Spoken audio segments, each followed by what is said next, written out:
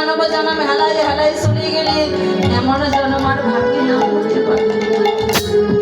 কেননা এই জনমটা এমনি এমনি হয়নি। 84 লক্ষ জনে ভ্রমণ করে পেয়েছি আমার স্বাধীন মানব জনম।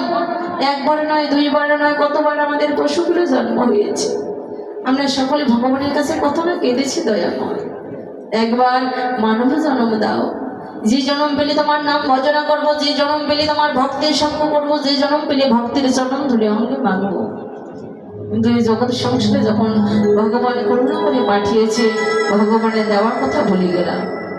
বলে কৃষ্ণ ভজিবার তার সংসার দিয়ে আইন মিছে মায়ায় বদ্ধ হয়ে বৃক্ষ সম হইল। বাবা, আমরা শুধু শুধু আমার আমার করি। স্ত্রী আমার, পুত্র আমার, বাড়ি আমার, গাড়ি আমার, একবার ভেবে দেখো না। যাদের আমার আমার করছি তারা কেউ তোমার নয়। কেননা তাদের সঙ্গে তোমার দুদিনের পরিচয়। এই জগৎ সংসারটা হচ্ছে অভিনয়ের সংসার। যেদিন জীবনের অভিনয়ের খেলা শেষ হয়ে যাবে, সকল কিছু সমাপ্ত হয়ে যাবে। এই জগৎ সংসার আপন যদি হয়ে থাকে একমাত্র অনাদি আদি গোবিন্দ, সে আপন ছাড়া আর এই জগৎ সংসারে কি আপন না। মিছামিছি বলি আমার আমার, একবার ভেবে দেখুন তো। আমার ভগবান বললেন যে জগৎ সংসারে যার কেউ নেই তার আমি আছি। যে হরিদাস, হরিদাসের সেই ছোটবেলায় মা বাবা মারা যায়। ওই হরিদাস আমার ভগবানের নাম ছাড়া আর অন্য কিছু জানতো না। যে হরিদাস 3 লক্ষবার হরিনাম জপ করতো, 3 লক্ষবার হরিনাম জপ না করে সম্পূর্ণ না হয়ে একটু অন্ন বদলে যেত না। 3 লক্ষবার হরিনাম জপ করতো, 1 লক্ষ জপ করতো উচ্চ স্বরে এই জগতের জীবের জন্যে, 1 লক্ষ জপ করতো ফিস ফিস করে নিজের জন্যে, আর 1 লক্ষ জপ করতো মনে মনে আমার ভগবানের জন্য। যেদিন থেকে তারা জ্ঞান হয়েছে সেদিন থেকে জীবন জৈবন সকল কিছু গৌরীর চরণে সঁপে দিয়েছিল। প্রভু, এই জগৎ সংসারে তুমি আমার আপনজন, তুমি ছাড়া এই জগৎ সংসারে আমার কেউ নেই। আমার ভগবানের নাম ছাড়া আর জানতো না। আমার ভগবান ওই হরিদাসকে এতটা ভালোবাসতো বাবা, যখন আমার গৌর হরি রাধা মাধবের ভোগ লাগাতো তখন ওই ভোগ, ওই প্রসাদ হরিদাসের জন্য পাঠিয়ে দিত।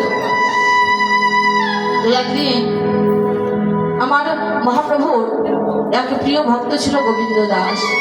ওই গোবিন্দ দাসকে বললো, গোবিন্দ যাও হরিদাসের জন্য প্রসাদ নিয়ে যাও। তো যখন হরিদাসের জন্য প্রসাদ নিয়ে গেছে, দেখে গিয়ে হরিদাস ধুলায় পুরে গড়াগড়ি যাচ্ছে। হরিদাস অসুস্থ হয়ে গেছে।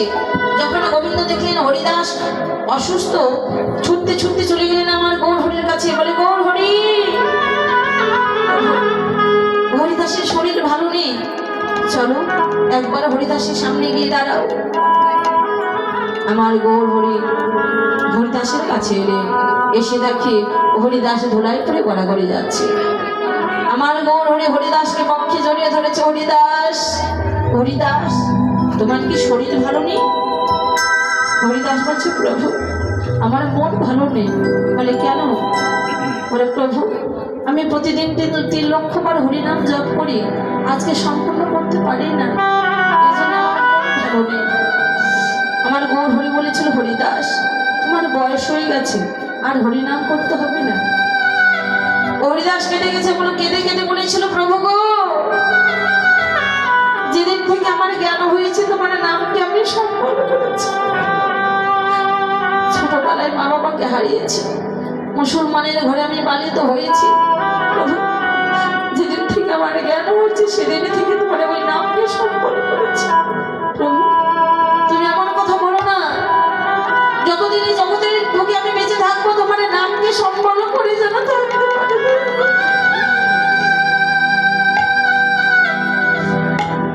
আমার গৌর হরি বলেছিল, হরিদাস, আচ্ছা হরিদাস, আমি যদি তোমার আগে জগৎ সংসার ছেড়ে চলে যাই তুমি কি করবে? হরিদাস কেঁদে কেঁদে বলেছিল, প্রভু কথা বলো,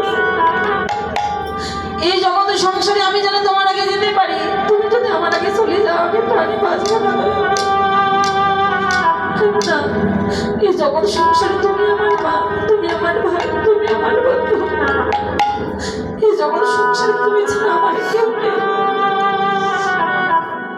আমার গৌর হরিদাসকে বলেছিল, হরিদাস